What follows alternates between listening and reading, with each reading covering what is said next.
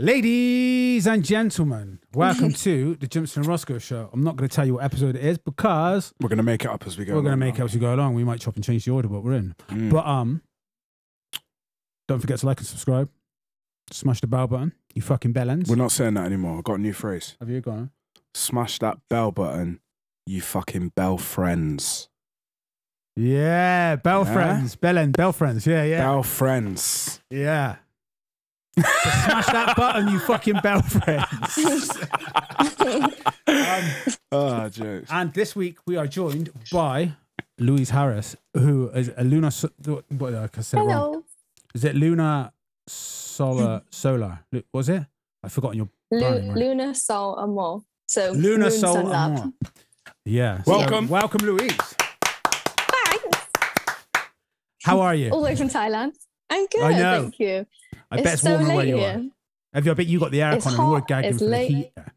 Yeah. I actually have got it on today. We never normally have it on, but it was so hot today, so I was like, I actually need the aircon on. It was too hot. That's why I haven't got a cup of tea as well. How's doing the yoga in the heat? Do you know what? It's actually, so when I did my course, when I first got here, that was fine because it wasn't monsoon season, so it was all right. It was hot, but you enjoy the sweat. It was kind of like Ashtanga feel even when you weren't doing Ashtanga, but now it's so hot all the time, especially for a downpour. It's like heat. That's a little bit more challenging. I've never been to Thailand. Is it sticky heat or is it like dry heat? No, it's not dry heat. I prefer dry heat. It's so much more manageable, but this is like wet, humid heat, especially now because it's monsoon season and it's raining all the time. It's like really damp in the air, but it just gets really thick and heavy. And then it will chuck down with rain, and then it's like an ongoing cycle. But there's only a couple more weeks left of that, and then it goes back to normal temperature. Does it dry up then? To manage again. Does it dry up then? Does it dry up a bit then? Like the humidity. It would. Yeah, it's not as intense, and it's still a little bit humid, but it's not that really thick, damp air that goes around. I'm literally begging for that to come back now. It's so hot. Because I did a jiu-jitsu training camp in 2019 in Sicily. Yeah. And I thought that's going to be like sweltering and it's going to be hard work. But because it's dry heat. Yeah, it's all right. It's all right. Dry heat is fine. Yeah, dry heat's good. Easy. Yeah. I like it. It's like here. It's like, it's grim. So, this Louise, makes you feel like you're like a microwave. Yeah. Louise, tell us about. Well, tell us 3 good things that have happened to you today. Three good things that happened to you today. Oh. That's how we're 3 good things happened today. Okay. Yeah. 3. Oh, I saw my friend Mel. I haven't seen Mel for a little while. I've made a whole new family and friendship over here, so that's really nice. And my friend Mel, I haven't seen her for a few weeks, so it was really nice to catch up with her. What else happened today? Oh, I'm doing it really well on TikTok, and then I went on there just to have a little look, and it's all of a sudden randomly just doing really well by itself when I haven't really been doing anything. So that was my surprise. Nice. And then, it wasn't as hot today. It was like a nice kind of heat for a part of the day. It was really good. So it was more manageable. And I really enjoyed feeling this is why I came to Thailand. This is good. So that was a positive today. What times are you doing your classes? Are you doing your classes in the morning or morning,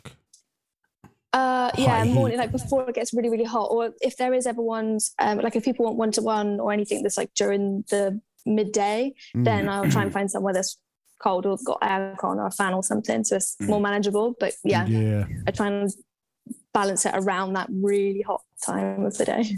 Because I suppose if you're doing so, it's most of the people here in the UK that you're doing stuff with? No, there's actually people in Thailand that are here, but that were on my course and around here, but then they've gone back to their different parts of Thailand or outside of Thailand. So actually there's a mixture of 2. It's not actually as bad. Most of my one-to-ones because I do yoga and then I also do the one-to-ones with emotional support and spiritual guidance. That is mainly people in the UK at the minute. That's mainly for them. They're the ones that seem to want that more at the moment. They need it because it's getting so cold. Finding enough time in the day. I know. It's getting so cold and they've got no vitamin D. They need some love. I know. They're like, bring me some sun. Yeah. So TikTok, because TikTok, something that I've only just started going back on Instagram, dipping my toe back in water, but TikTok, it's a different beast from what I can gather from people, and it's very good at putting your stuff in front of people that like that already. Have you found anything come from it with have you been able to transfer people across into anything, or is it still like sort of early days to notice that? No, yeah, they have. It's so random because I basically was like, I'm never going on TikTok. What a crap! Like when we had that first lockdown, and then it started to get like a bit more popular. And then my little sisters kept sending me things, so I downloaded it then. And then I started just messing around, making videos for myself, just because we had so much time. Was working from home, and my laptop kept crashing like every 20 minutes at home. So I was like, oh, I need to fill my time. And I like doing fun stuff like that anyway. So I was just doing it for myself, and then I'd make myself laugh. So I was like, okay, well, I've laughed, so that's all I cared. But then I'd put it up on TikTok and think, well, if one other person laughs, then that's great. Yeah. So I put it up, and then even though they weren't going like viral or anything like that, the people that did see them was like, oh, look, this is really making my day. Like, especially during lockdown when it was like really tough that first time around. Everyone was like, this is really lightening my mood. Like, please do some more. And I was like, okay, cool. And I love being of service. Like, that's like me to my core. So I was like, cool, this is another way I can be of service while I'm still having a laugh at the same time. So it started like that. And then I kind of fell off it maybe like this year. I didn't do too much. And then I don't know if you remember, I took like a 3-month social media, a full digital detox at the start of the year. I had no phone, no TV, like nothing for 3 months. And then when I came back on, I did one TikTok, and I don't know whether it was the time I got at the right time, whether it was like the trending song that I used or something, I don't know, but it went viral straight away. And I was like, whoa, what the hell? And I guess and I've noticed now, whenever I do something that's authentic with like my spiritual journey, whatever you want to call it, my path, that's when they tend to skyrocket. So I basically just said that I'd had a social detox, and it was like amazing, and I feel so much better. And then it kind of went viral there. And then I did another one once I'd decided to stay in Thailand recently, and then I did the same thing again, and then another one straight after did it. So I was like, cool. And then they've kind of transferred over to my Instagram. Random people keep finding me on there, and then they'll go over to my Instagram and then message me, and they're like, oh, hey Lou, hope you don't mind me reaching out. I found your TikTok, and like, I love your content. I find it so inspiring, or like, you really helped me with what you're saying. Do you mind if I ask you some questions? And then I'm always like, yeah, that's fine. Like, I've always got time. Yeah, nice. And then that's kind of how it starts. And then I realized they want one-to-ones or just like support or something. So yeah, it's nice. They're transferring over without even asking. And that's kind of how I like it. If I feel like I'm being asked to go and do something, I'm reluctant to want to do it. So it's more organic that way, I guess, isn't it?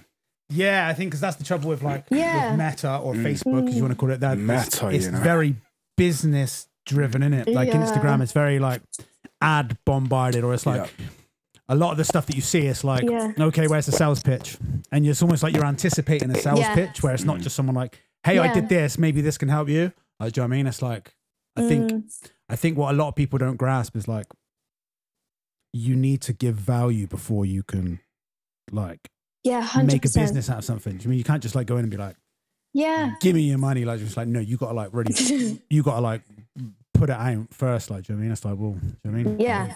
Yeah. And it's being vulnerable as well, like being completely honest and open. So like, even if you are brand new at doing something, you have no idea what you're doing, and you're literally just finding your feet, which is what I've been doing since coming to Thailand. Because like, I don't know if you know Rosko, I was talking to Gimson anyway, but like, this wasn't the plan. I literally came here for 6 weeks to do a course, and I was going to come straight back to the UK. But then once I got here, I was like, why the hell would I ever leave? So just being open and honest and like being vulnerable, people were like, oh shit, I can relate to that, or they completely understand why I'd be feeling the way that feeling, or like how we all are. So yeah, and I don't know about YouTube, but whenever I see a post, especially on like Instagram or something, if I see that word ad or like sponsorship or something, I just scroll straight past, because I know it's not authentic. It's probably nothing that they actually use or would endorse because they like it. They're just being paid to do it. So yeah, it's that like level of organic, like authentic stuff I like. I think it's the thing with that. It's like with the brand endorsement thing. It's like, because I would happily endorse a brand, but like, I'd have to like be invested in the brand. It's like when it's like, I don't know, like say someone comes to me and it's like, hey, can you like sponsor cat food? Or like, or like a VPN. Can you like do our VPN? Don't even have a cat. What do I know about VPN? It's like, but like, do you know what I mean? It's like Captain Full But Set. if it was Slade, there you go. I keep saying, like, the other week we had, I was talking about these plugins called Slate Digital, and I went into it, and like Jay and Rosko are like, are you sure you ain't being sponsored by them, like, Joey? But Lou, tell us or tell the people about what it is actually that you do. That what is it? What I do now? Okay, like in general. Yeah, or like tell us your story. Tell us what you do now, and how then we'll go back like how you got there. Go. Okay, so right now, right this second, pretty much every single aspect of my life has changed over the last 4 months. So right now I'm working for myself. I'm living in Thailand, but I don't class that as like my home. I live in the world. I'll just move around whenever I feel called to move around. I offer one-to-ones for people that want emotional support or spiritual guidance, and I will explain why I do that in a minute, but that's like something I'm really passionate about, being that support for somebody, because I'm very aware of what it's like to not have that, especially when you're going through like a big spiritual journey or something really traumatic or like emotional. Like, people need someone that's external to their family or their friends. So that's what I like to feel like I am.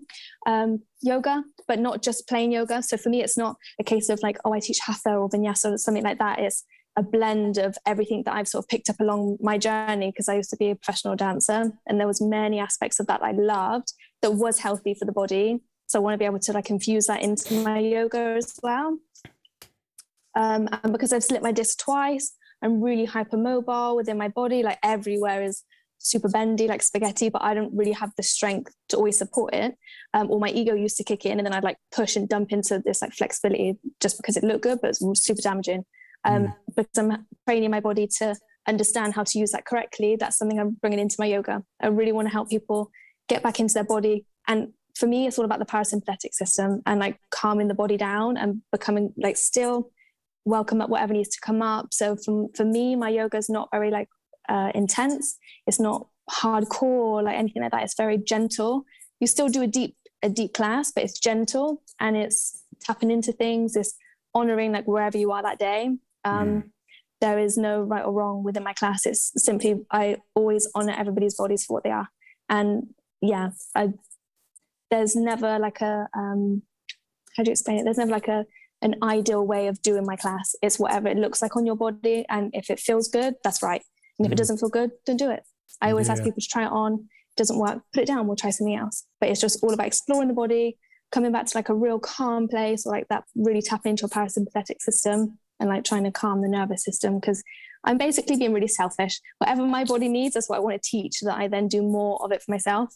So yeah, I'm trying to tap into people that are like myself, basically. Yeah. Did you do like a lot of breath work in that then, with like, you're saying you like a lot of the parasympathetic nervous system? Like, do you do like much on breath work, I suppose? I do a bit. I should do more. I'm like, I openly say like I'm not perfect. I know my body needs more of that, and I end up like neglecting it. It's probably because like, have you two ever done like breath work, like Kundalini breath work, or like the fast paced, like fire breath, like that sort of stuff? So like the real intense stuff. I sort of joked about it before and was like, because my body can hack like anything. I can literally make it do whatever I want it to do and it will do it. But that was the first thing that I made my body do that scared the absolute shit out of me, because it pulled up all this energy that had been like completely stuck for so long. And the first time I ever did it was maybe like 3 years ago. And I went to this whole Kundalini class, and it started, I went with my little sister, and she gets real bad anxiety as well, but she loved it. It like helped her. And I was sitting there looking around like, why is everyone else enjoying this? I could feel this like panic come in. And I was like, I'm just going to sit here and pretend and like act that I'm doing it, but I'm not actually doing it. I'm just going to sit here and like get through the class basically. And I was like, I'm just going to stay away from that. Never doing that again. And then when we got here to do this course, one of our teachers was like heavily into breath work, like really into it. And every time we had him, he'd like get us to do like really intense Kundalini stuff. And I'd be thinking, oh, for God's sake, like I really don't want to do it. And then I spoke to one of the other teachers, and they were like, you're in control of your body, Louise. Like there's nothing that anybody can ask you to do that is going to make you go to a place where you don't want to be. We don't want to like make you like catapult into a traumatic state or take you back to something that makes you feel scared. You're in control. So I was like, okay, fine, I'll give it a go. And then I went into this one class and I didn't see it coming. And it was the one where you sort of like, you block off the nostril. To in one side, hold out the other side. But he was getting us to, and I'm fine with that normally, like that. I don't see that as like it doesn't make my body panic. But that one, he was getting us to do the extended hold. Yeah. I was going to say that one, with extended hold. The one nostril one, like that out of all of it, that's the one that really irritates me. I don't know why. I've just got like this, like, not that one. Is there one side? Is there one side that irritates you? It's just like that breath work where you're doing the... Like that one, doing either side. That one is just I don't know what it is. Either side noise. Yeah, it's the one. That's the one that I don't know why. Is it because you're using your hands instead of just breathing? I've got like I don't know what it is. I've just got this like reluctance to do it. Yeah. I can see it. I've never done that one. Yeah. Yeah. I don't know why. It's just that's the. I wonder if your reluctance to want to do it is anything to do, because each side, so like your right side is your masculine, your left side is your feminine, like the sun and the moon, like, and if you ever want to heat the body, you breathe through the right one to warm it up, and to cool it down, you do the left. When you're doing that, you're kind of syncing both sides, but it kind of brings you to a state of, I don't know how to explain it. It brings you to a place where you're like completely still, but you're merging the two together, and it's kind of like bringing the energy from outside of you in, and then it allows that inner kundalini to come up, like whilst you're balancing. So when we were doing that and then holding, during that hold, all of a sudden it felt like this, I know they call it like the serpent snake anyway, that comes up through like the spine with the energy, but it genuinely, hand on heart, felt like this thing just shot up from nowhere and like grabbed me by my throat, and it just made me instantly seize up, and I couldn't breathe. And even though I'd let go of my nose, I still couldn't catch my breath. And I have such a good game face, and like I am so resilient. And I was sat there like, yeah, it's fine. I'm fine. Just going to breathe normal for a minute. Because they always say like, come out if you need to. And the rest of the class is still going. And I'm sat there like, I'm actually going to full on have a freak out in a second. And then we finish, and everyone's going around talking about it like, oh, how did you get on? And everyone's like, it was so good. I felt amazing. And there's me like giggling to myself. Because, and you know, when you're panicked, you don't want to cry, you start giggling. And I was sat there like, hee, like laughing to myself. And then he comes around, he was like, and I was always the one putting my hand up was for stuff, and he was like, Lou, you didn't put your hand up, how did you get on? And I couldn't even open my mouth. I just giggled and then just burst into tears and then ran out the room. And I was like, I can't go back in. And it must have taken me like 20 minutes, maybe half an hour to calm myself down. And I was sat outside getting really annoyed at myself, to the point where I ended up having to I've got this like little essential oil thing, but like you breathe it and it really, I don't know what's in it, but it brings me right down. It's like the only thing. Heroin. And I was like, I'm going to resort to that. Yeah, just straight up my nose. I had to run and go and get that. And got myself down, jam. Yeah. But yeah. Oh, it was crazy. So I stay away from, I mean, I don't stay away from it. It's something that I know I should do. And yeah, it works, but I guess it's just releasing stuff that's been like stuck for so long, and that freaks me out. So I tapped into it a little bit, but I should do more. I do like more calming. But saying that, the posers can also do that as well, can't they?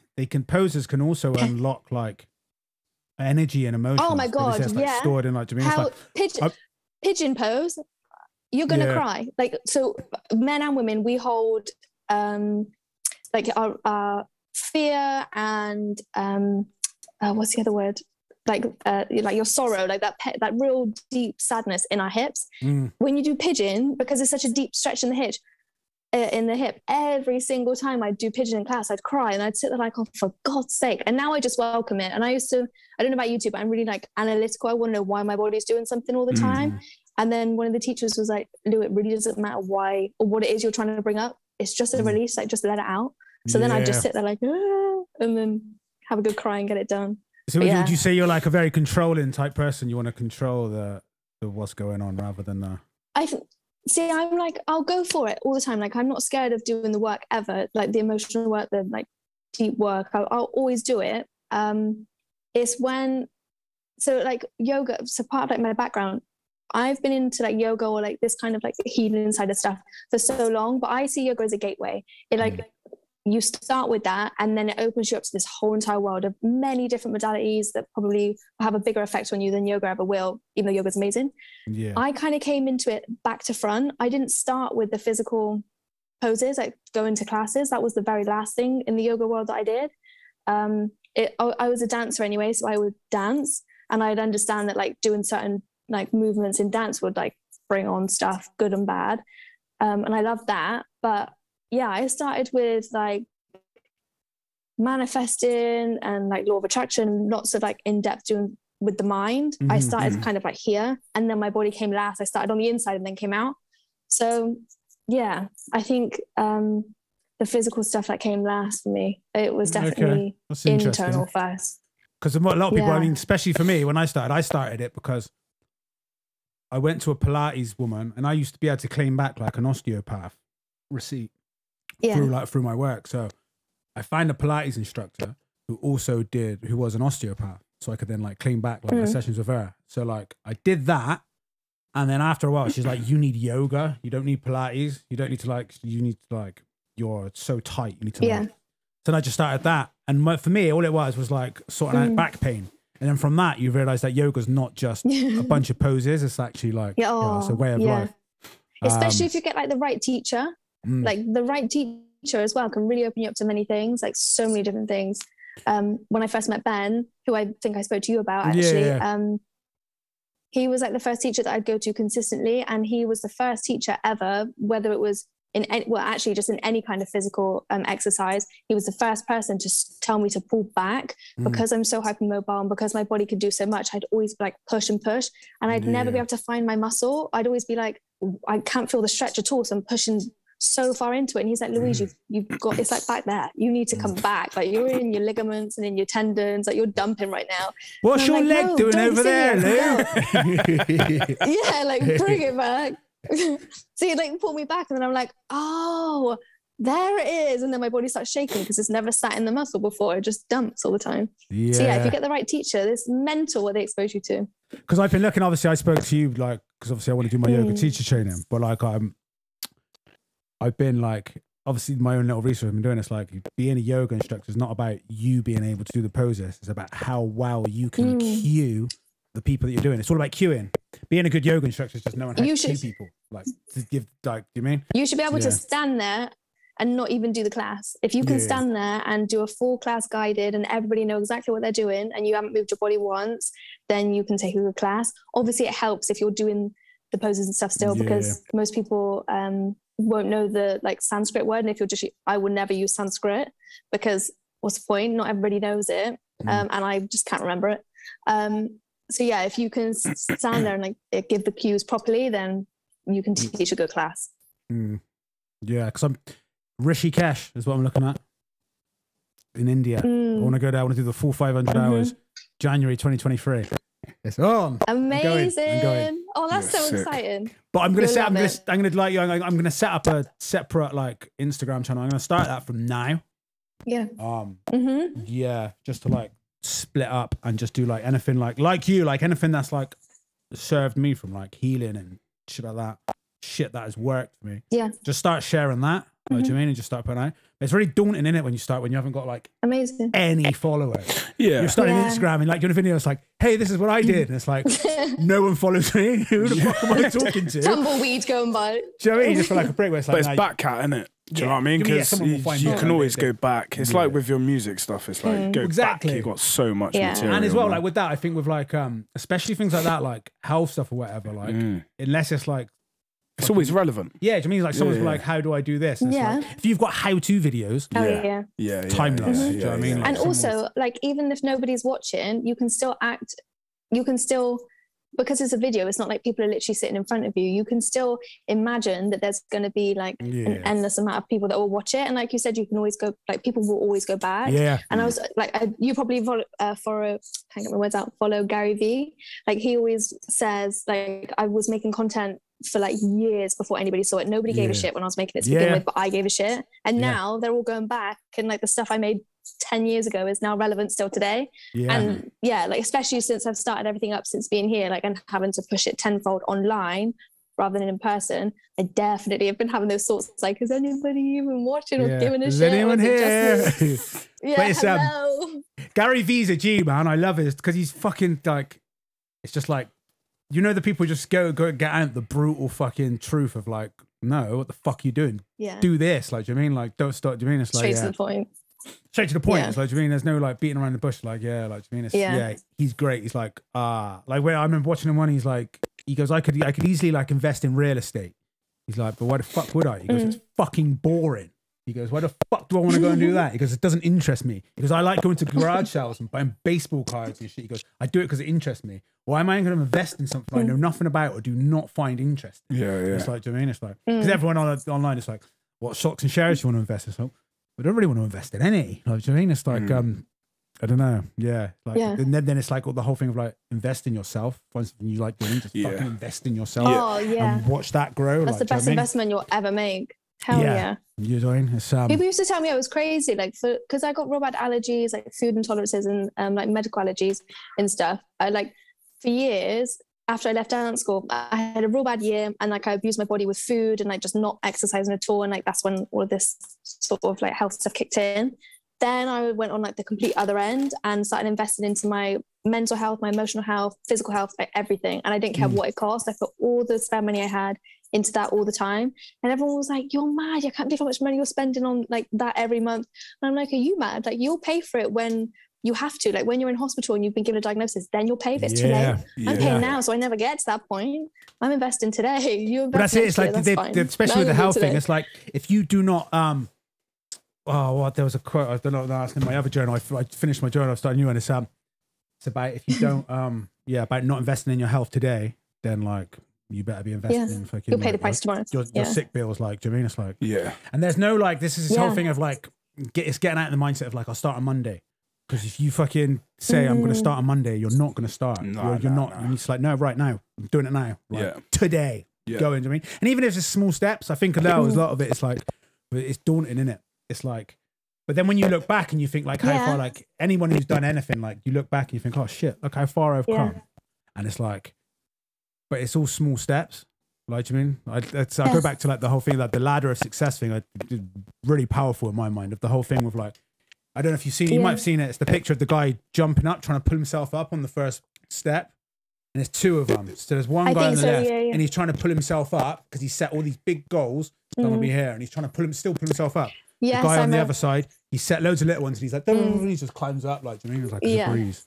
But it's so when you say with the mic, did you like start with like sort of like The Secret and all those and all that sort of world? Secret blew my mind. I know it's really American, and like if that annoys people, then they probably won't like it. But I tell you what, the first time I ever heard it, there was a guy. So my friend, well, she was my friend for a really long time. Romy, her dad, Alex, was my mentor for a long time. He was the first person to ever tell me about it. I had no idea what law of attraction was or anything to do with like that kind of thing. And it was straight after I had that really bad year after I left dance school, and like dance school was basically my career. I was like set to have like the life that I wanted to have. I'd like worked so hard to get there, and then when it kind of felt like it got pulled out from under my feet, I just let myself completely fall for a year, and I was like, what the hell am I going to do with my life? And then that's when I kind of spiraled a bit, and then a fair bit, and then I made that energetic shift myself, because I was like, you know, when you just, whatever point we get to, we all get to that point where we're like, okay, enough is enough. I actually, if I continue doing this another day, I am not going to live another day. Like I have to stop. So like I just had to stop. And like, I know we all do it in different ways. Like, but yeah, I really felt like I'd fucked myself over big time. So I had my enough was enough. And then I just started small. I was like, okay, I know about the body. I know you need to move it to feel good. So I just started exercising, but I think I gained like 3 stone in 2 months or something ridiculous. And like, then it continued, and I was so embarrassed. And like, I was living in Melksham at the time, and I was so embarrassed to come back to Bath to have people see me, because I was like, what the hell would they think? Again, they probably would have only had a thought for 2 seconds, like, oh, she's gained some weight, and then like on to the next thought. But to me, I was like, no one can see me. Oh my God. It like consumed me. So I started exercising by myself. Then I met Alex, and he was like, first thing I want you to do is go home, watch this thing called The Secret. It's on YouTube, because it was only on YouTube at the time, and it took you like 10 hours to find it. And he was like, when you watch it every day for like the next 30 days. And I was like, okay, cool. And first time I ever saw it, I literally was sat there at the end, and I was just like, oh, you've actually shitted me. Why is school not telling us about this? I generally had no idea that our minds were that powerful, that everything we think, we feel, we say, we do is literally like a magnet. You're attracting what you want to your life or what you don't want to your life, but either way, you're attracting it.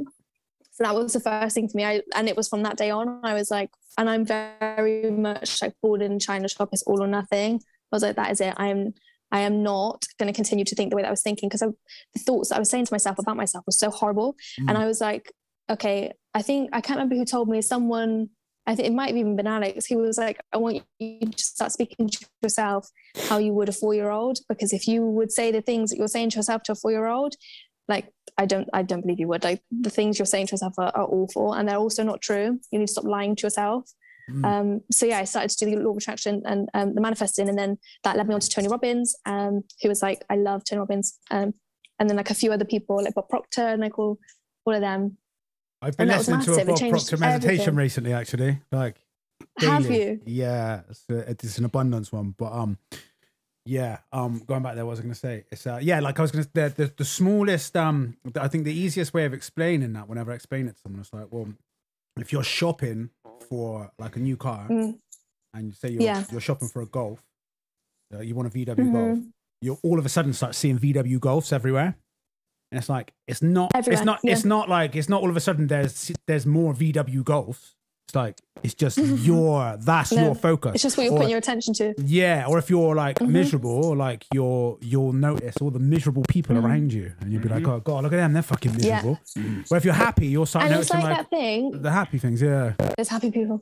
You know, when like sometimes someone will mention somebody who you haven't spoken to in ages, or like this actually happened to me recently. I'm not going to mention the name because I'm not going to re-manifest them in. I'm so done with that. But someone mentions someone, and then you're like, oh yeah, that person. And then you start talking about it, and then you haven't seen them or heard from them or nothing for years. And then all of a sudden you're either going to start seeing them around, or someone else will mention them, or they'll like follow you on Facebook or something. I don't know. They'll just start encroaching into your world again. Yeah. It's because you literally sent out that.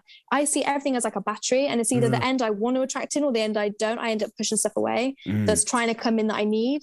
So like, but that's like a whole other bit of the manifesting that I've learned to do now. So like, rather than just putting out, because to begin with, when I first found out about it, like they say on the film, if you want the Golf, like think about it, know what the car smells like, imagine yourself with the hands on the steering wheel, like know all the details so that you can attract it in, but like let go of it at the same time. Don't be too like stuck on a time frame. After a while, I started to realize that I was attracting exactly what I was asking for. But then when I got it, I was like, I don't want that. Who gave me this? Like, I don't want this. And I'm like, oh, I asked for it. Yeah. So then I started putting this detail on what I want, because I wasn't happy. And then everyone's like, but you asked for it. And I'm like, yeah, I know I did, but I don't want it. Yeah. So then now especially when I do vision boarding, and this is how insane it is, and like my life today is proof of it now. I made a vision board for like the 20th time in April this year. And it was the first one I ever did that I didn't put the photos on there to represent exactly what I wanted. I chose photos that represented the feeling that I wanted once I'd got to that point in whatever it was.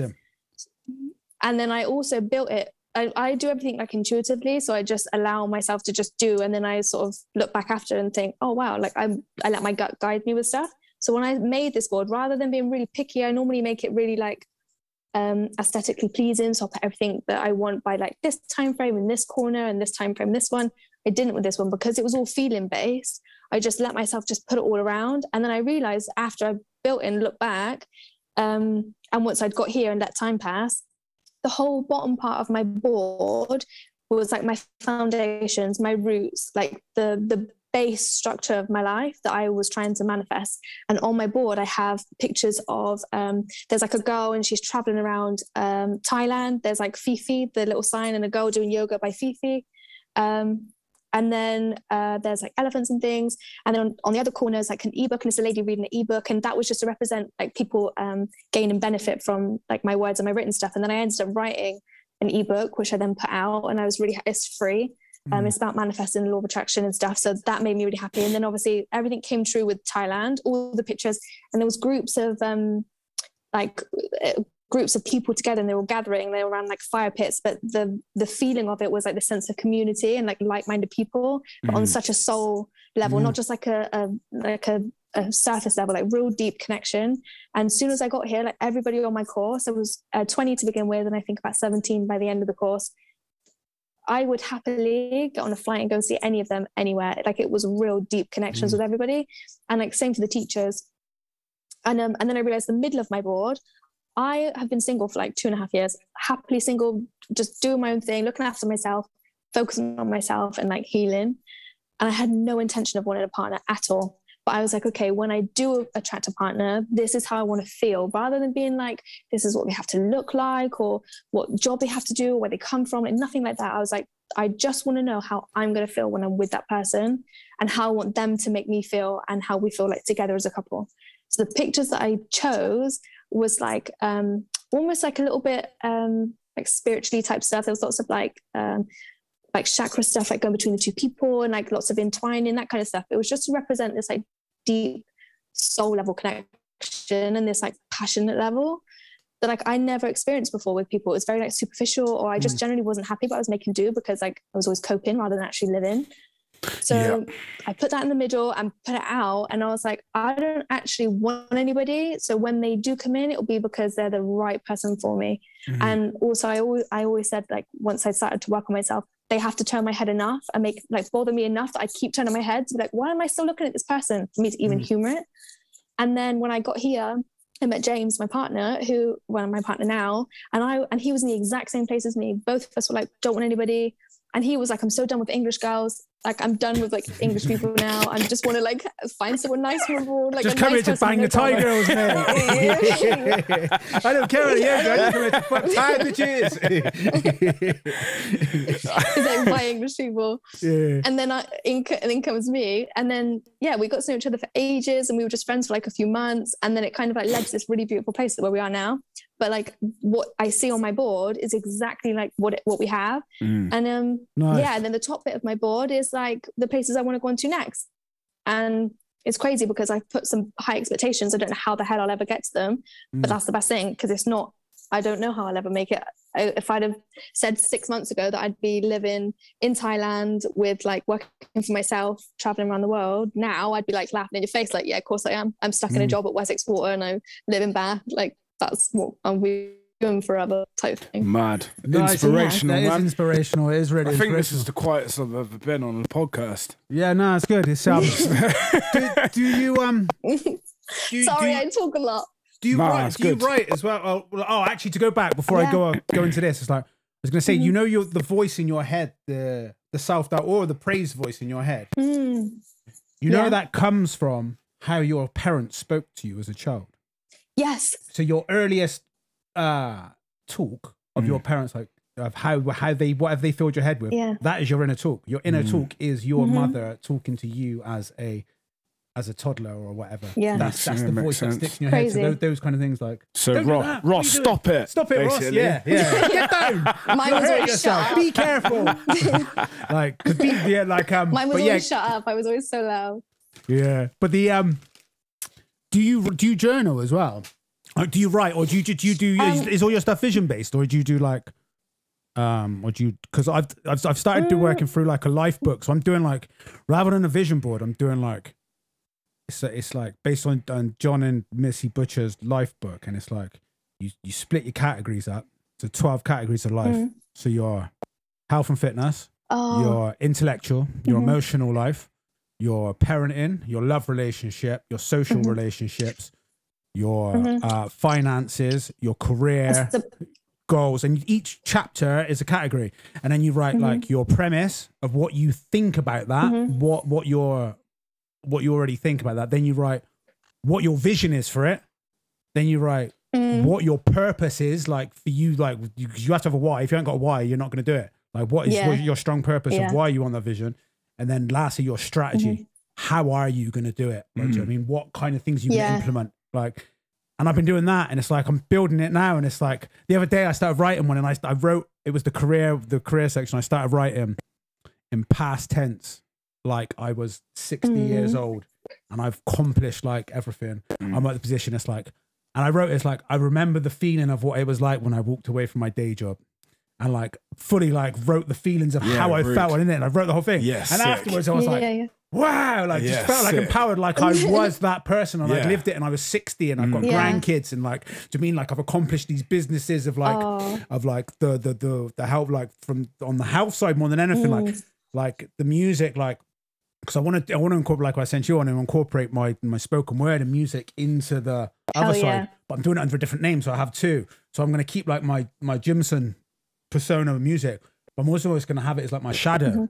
So if I'm ever writing some dark negative shit in some music and it's going to be dark, it's like, no, that goes there. Yeah. And then like any spoken word or like poetic meditative stuff, boom, there goes a new one. Yeah. And I'm thinking of calling it I Samuel Blake, lowercase I Samuel Blake, based on like the I am that I am. Yeah. Like this is because my middle name is Blake. I like that. So it's like this is just like I like the based on the I am that I am, like this is like I like that. This isn't me, but this is the name that I have. Yeah, I like that. You know what I mean? So yeah. Yeah, nice. And I like Lou, that. you are very inspirational. Like what you've done in the short space of time that you've done it. Thank you. Yeah, it's been crazy. Because it's, I think, well, I say short space of time. That's actually like it's been leading up to this for a really long time. That is downplaying it's a journey leading up to that. I mean, like if you would like basically condense it on like I've gone to Thailand and I'm now doing this. It's like, oh wow, you did that in like space of a few months, but it wasn't really, was it? Because it's like if you put it into perspective, it's like I was gonna say like my past like. So I'd say maybe the last 8 years has been like fully dedicated to me like finding myself and like figuring out myself. And it was because for so long I'd got to a point where like I completely forgot who I was and I was impersonating anybody else I could because I wasn't happy with who I'd become. And like that one bad year that I had, even though I was like doing the work after, like I'd still say during the first like maybe 3 years of the 8 years, I still wasn't fully like the girl I am now or anything even similar to who I am now. And she still had no idea who she was, but she was just doing her best and like figuring stuff out. And I'd say it's been a long process, and it's crazy because when you're the person doing your life, you don't see what other people see around you. It's only when someone says like, hang on a second, can you just take a moment to remember who you were like this year? Or someone will show me a photo of who I was like years ago, and then I'm like, who the hell even is that? And it depending on like which part of my life you show me, I'll have like a different reaction, but it's still like, whoa, who the hell even is that? Like you would never, and like people meet me today and they just, we all do it. I still do it. And I try my hardest to not do it, but we always assume stuff about people when you meet them. You always think, oh, they must have had like this kind of life or whatever. And people just assume that like, I am this and I have always been like this. And I'm like, oh, no. Let me take you back. Like, no. Yeah. That's the thing. It's crazy. Yeah. Like, and I wrote this little thing recently. You can say like, don't like I was never gonna say, I judge wrote this someone. little thing. God, we keep I think it's the time lag. We're cutting into each other. Go on, you talk. I was just going to say, I wrote this thing recently, like a few days ago. It's like a mini website type thing, but it's like pages of a website, just so it was like a place for people to click on my Instagram to explain like what I do type thing. And I thought it would be helpful to put on there, since I'm like putting out a service to people, like we said, like people need to understand who they're coming to for this service. So like they can see a profile and whatever, but there was depth there, but not like personal depth. So I wrote a bit of a backstory about myself, just like in bullet point type thing. And then just going back through, I was like, shit me, like I have like I just forgot. I appreciate like who I am as a person, what I bring to the table, and like what I've had to experience in my life, and I'm grateful for all of it. Like I wouldn't be who I am now had I not had to experience all the stuff I have. But writing it all out and like just putting it in like clear as day, black and white writing, I was like, holy shit, like I have come so far. I can't even believe like half the stuff, and like half of the stuff wasn't even on there. But yeah, it's like going back and looking over and having a reflective moment yourself. Like, because I don't journal. Like your question to me a minute ago was, do I journal? I don't journal, but my Instagram, even if you just look at the pictures, you think they're just pictures. But then when you click on them, it's like it's a place for me to be able to like get out the words that's in my brain. So it's like my journal, and it's very open and honest and vulnerable. I believe as people, we need to be vulnerable to then show that other people it's okay to be vulnerable and open as well. So when I write, I'm speaking from my heart and I'm very honest and open about stuff. So that is like my journal. My Instagram, when you read my posts, are that basically. Yeah, no, because I have noticed on your recent ones there, you've got some like going quite deep in what you're saying. But I also think, because I remember last time we spoke and we said about when you see like these like instructors or like people, and they're so like they're so bliss and peaceful and like and it's like what the fuck? Like, do you mean it's like you can't relate? It's like when is your bad day? When are you fucking pissed off? Like, come on, like show me your anger. And it's like like when we were saying, like it's really nice to like have an authentic person. It's like, well, no, like, do you mean actually it's pretty shit. It's not all it's cracked up to be. This is like, do you mean it's like this and this? It's like, but you work through it and then you get through that, and this is where you become, and then you can reap the rewards and shit. But like the honesty of like, nah, like, do you mean like it's not all bed and roses? Like, it's everything's okay, because not everything is always okay. Like, do you know what I mean? It's like that rawness and that honesty is Yeah. It's like leaving your ego at the door. Like the ego does not need to be involved. If you're teaching yoga or anything that's healing, your ego does not need to be involved, because it's not about you. It's about the people that's in front of you. And like we were saying this, if you want to be a teacher in anything, then you will always remain a student. If you're claiming to be someone that's like an expert or like the best, then you haven't learned anything. Like you know that you are doing a job right when you know that you know nothing. Even when you know a lot, you still know nothing, and you're open to knowing nothing and being taught by your students in whatever your area is. And we call it lit. Like there's this annoying, I'm not a judgy person at all, and I just laugh. But while I'm here in Thailand, there's a lot of it. And there's this whole like people going around going, oh, like this all the time. And it's all very like, I'm spiritual. And I'm like, you are so caught up in the ether. Like you're in the clouds, pal. Like where's your grounding? Like where are your feet on the ground? You're so high up in the sky. Bring yourself down. But we like watching it, I understand why people are doing it, and they're running. That's their way of like escapism. If they just stay like in this place, then they're not actually dealing with anything or like confronting it. They're running from it. I remember Sadhguru, when he was talking, he said to become a yogi or like to become a yoga instructor, this was more of like, he goes, it's to be a fool. He goes, you are openly becoming a fool. Yeah. He goes, because you are learning to dance with the cosmos. And he goes, you are learning to know that you don't know anything. You don't know fuck all. Yeah. Like, you don't like, he goes, once then the sooner you get that, he goes like, like again, you're always a student. You don't actually know anything. Like there's like, do you know what I mean? It's like, there's so much depth to like what's going on. And the other thing I remember we spoke about last time about the ego, and I said with the person that we agreed done it really well was like, who infuses it is like Russell Brand, because I like his Russell Brand, his spiritual shit that he's doing, and then he's still got that element of like comedy, that like dream and seriousness, and like how he messes good. The Joe Rogan the other day when he was talking about it, he was like, Russell Brand is my new favorite journalist. And like, he's so fucking funny with it, but like he's so like non-biased, clued up. He's like taking it from both sides, but he like the element of comedy he had to it. And he's like he's there. He's got these sheets of A4 paper, like reading off the articles and like that. Like what do you mean? Like he's another person. Like, well, like I never thought I would have like said right in my life that Russell Brand is one of the most inspirational like figures that like I follow on like a platform, or whatever.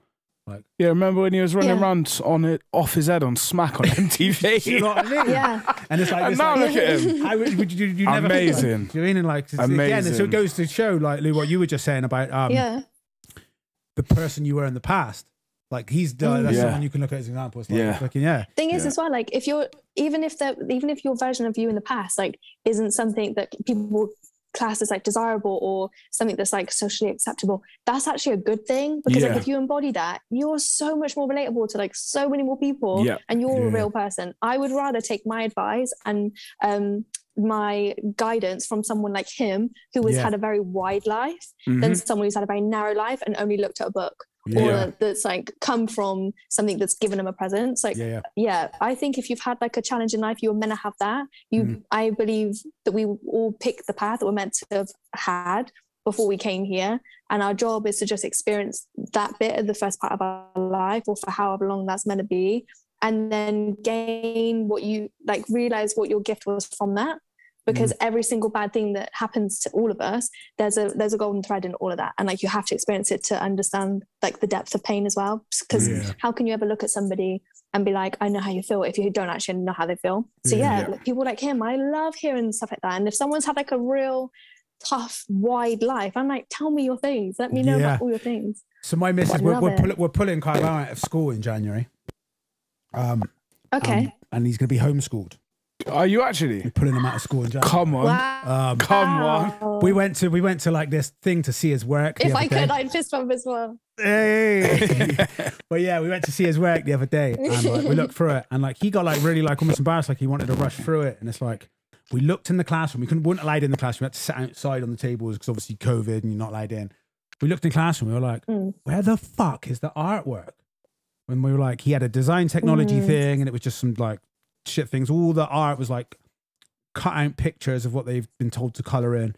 There was no expression. I was like, there's no feeling. There's no feeling or human shit. It was like, it's the demon headmaster running the school. Like, do you know what I mean?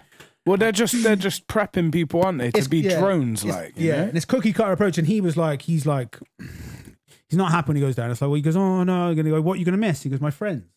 And it's like, and break. Oh. Like he's gonna miss friends and break. It's like, so you're not actually gonna miss anything else. So, but like Shan the other day, she started writing in a journal.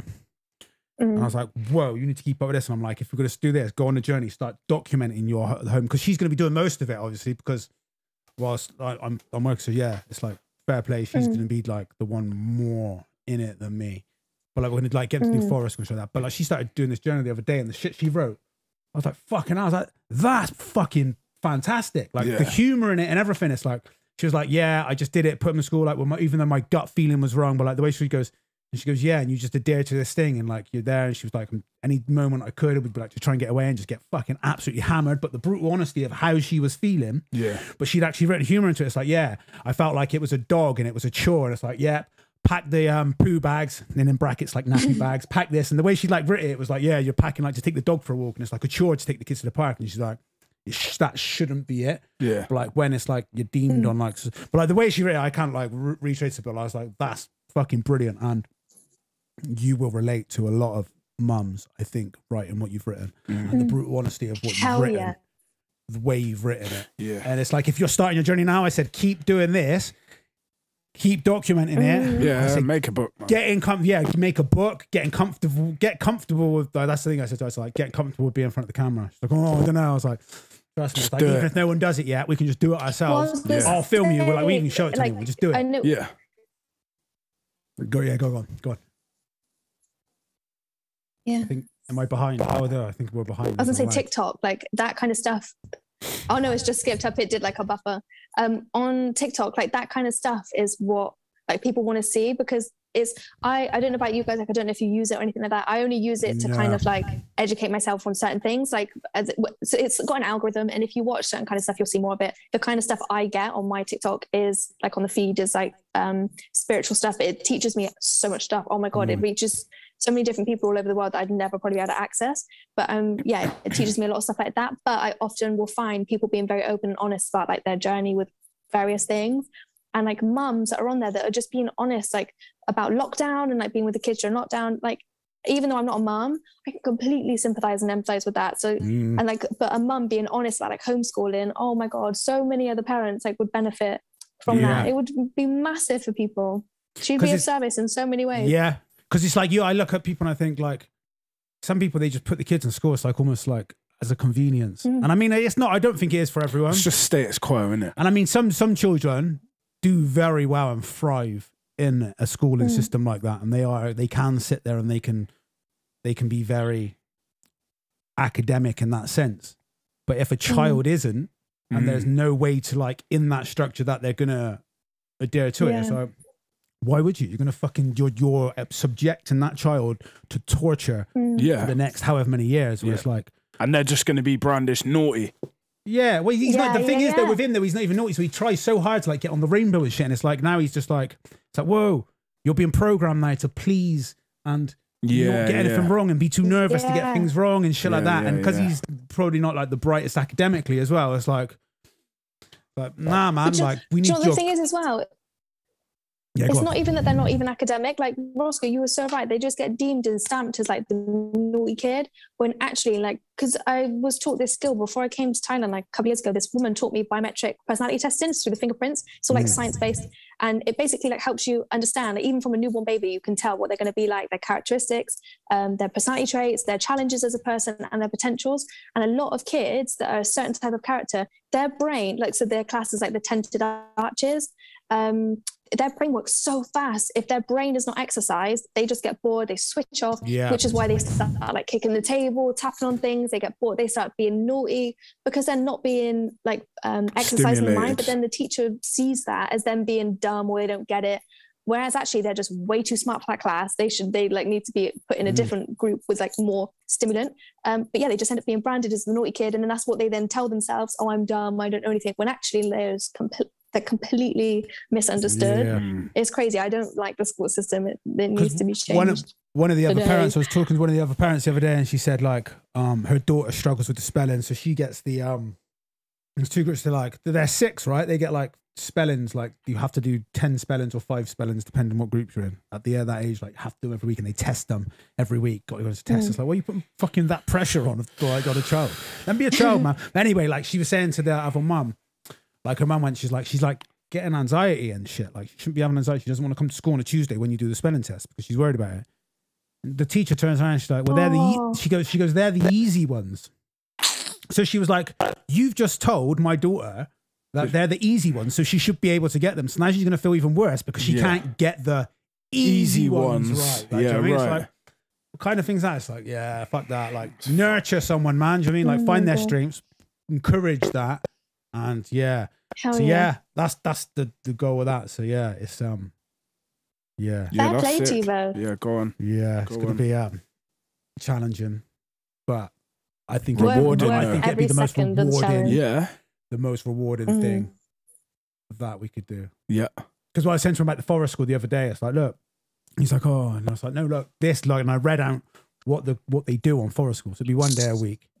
And like on the forest school, it's like you go in, you have free play, do a morning activity, lunch, free play, and then afternoon activity or something like that. But it's like, now they get like 15 minutes. Is this a standard 3 school? minutes. No, it's a forest school, so it's not it's just a private thing. So like what you can do for kids that are homeschooled, you can put them in. There's one in Box and there's one up at Rainbow Woods as well. So I'm going to look at both. But it's like cute. It's like 150 quid a term, which works out about 30 quid a session. I think it is. That's all right. For a day, so just 1 day a week to do that. Because obviously he needs to be going to clubs and stuff. Socialising with other kids. Still socialise. Yeah, that's what most people say. They're like, oh, he's not going to get any social skills. So he's not fucking getting any social skills at school, like, do you know what I mean? Like, you're probably going to get more social skills going to like these kind of clubs and things. Yeah. And I know there's a home ed, they meet up at Odd Down. They do loads of like activities and shit in Odd Down. So, yeah. Amazing. Internet connection. Fair play. Right, yeah, we got to wrap it up. So, Lou, that's what it is.